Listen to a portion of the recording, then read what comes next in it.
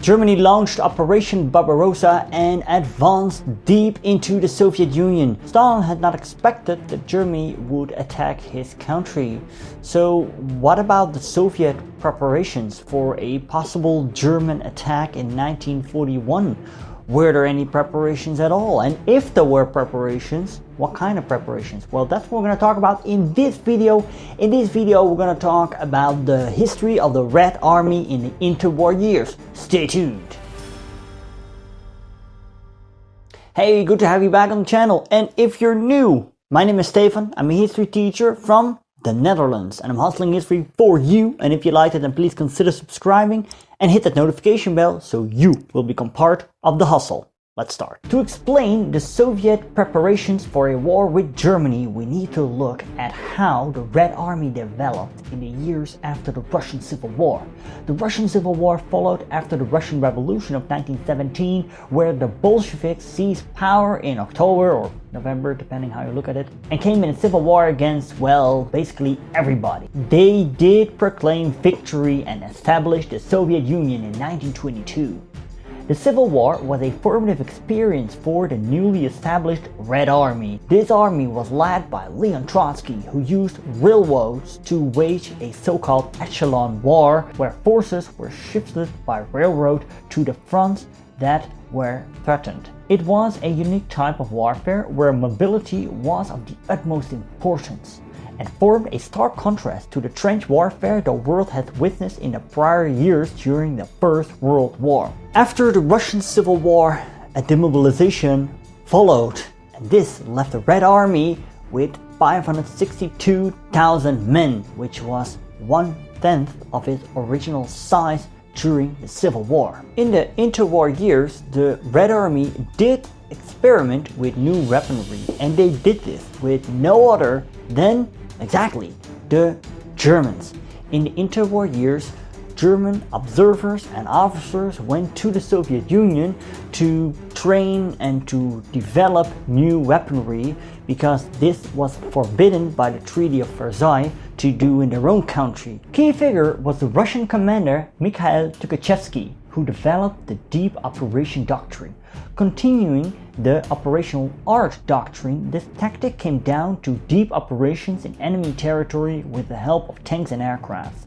As Soviet commander Alexander Yegorov stated, "The principal and basic task of military art is to prevent the formation of a firm front by the defending enemy, imparting a destructive striking force and a rapid tempo to operations." This battle doctrine was quite unusual, but it was not unique for that time. Other countries in the interwar years experimented with these types of warfare, since they were severely traumatized, so to say, by the horrors of trench warfare and the stalemate that had occurred during the First World War. And Stalin initially approved of these tactics and provided the industrial capacity for realizing this. The USSR developed its first domestic tank in 1929, the MS-1, and a couple of years later, 3,000 of these were produced. Other armaments saw similar rapid growth. Tukhachevsky's proposals for a military revolution were premature. His plans for aircrafts and tanks production were dismissed as quite unrealistic.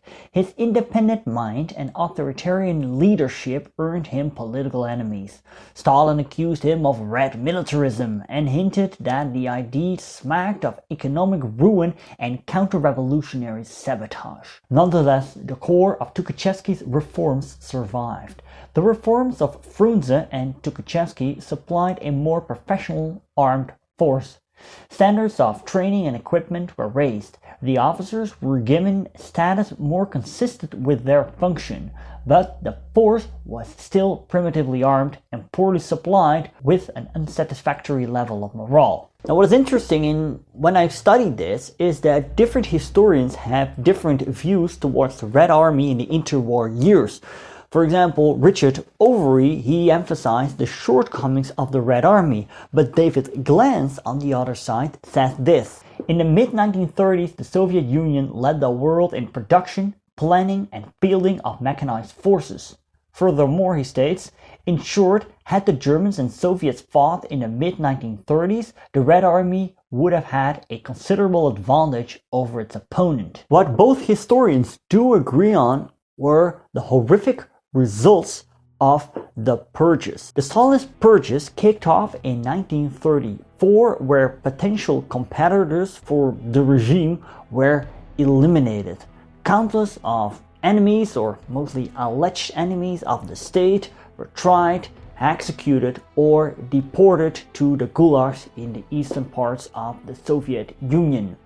Till 1937, the Red Army was relatively safe for these purges, but this changed. Stalin had always had a deep aversion against the army, since many of its officers served under the Tsar during the First World War, and also he despised innovative and independent thinkers and theorists such as Tukhachevsky. Defense Commissar Voroshilov resented Tukhachevsky as well. Tukhachevsky had previously served under Leon Trotsky, who was now expelled from the country, and also Tukhachevsky had spent time in Germany, and this made him prone for allegations of espionage for the Germans.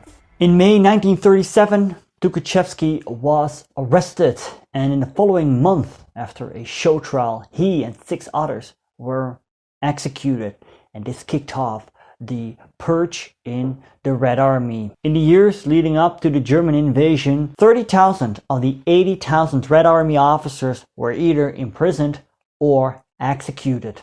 3 out of 5 marshals were purged, and the empty ranks were filled with younger and inexperienced officers. And with Tukhachevsky's death, also his theories soon disappeared.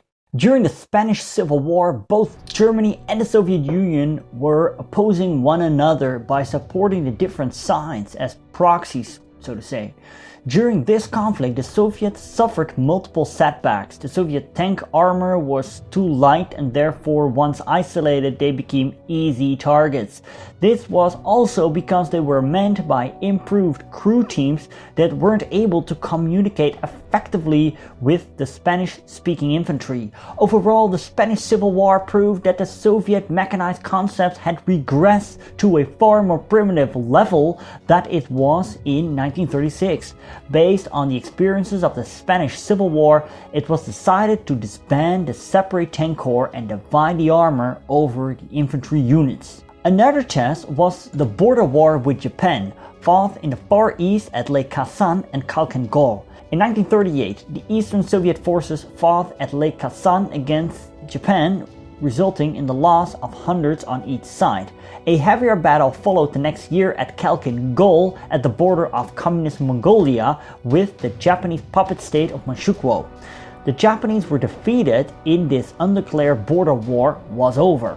It showed the Red Army was able to wage an effective war and made Commander Zhukov an important player in Soviet military. After having played no part in the Sudeten crisis and the ensuing Munich conference, negotiations between the Soviets and France and Great Britain for a possible alliance soon deadlocked.